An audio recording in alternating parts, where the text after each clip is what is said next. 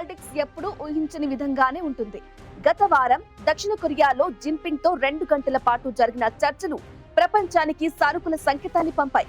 ఆ భేటీలో Trump Jinping ను గొప్ప నాయకుడిగా కొనియాడారు. అంతేకాదు అమెరికాకు చైనాపై ఉన్న టారిఫ్లను 10% మేర తగ్గిస్తున్నట్లు ప్రకటించారు. అరుదైన ఖనిజాల ఎగుమతి సమస్య కూడా పరిష్కారమైందని చెప్పారు.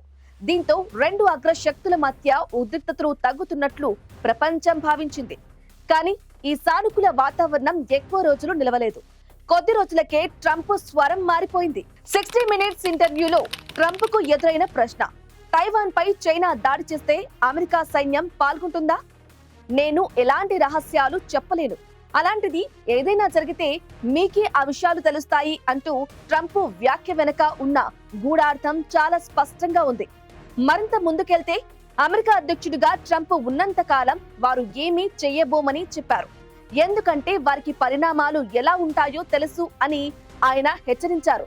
ట్రంప్ ఒకే సమయంలో ఒక చేత్తో సుంకాలు తగ్గిస్తూ మరో చేత్తో తైవాన్ విషయంలో హెచ్చరికలు జారీ చేయడం, ఇది ఆయన వ్యూహాత్మక విధానానికి నిదర్శనం.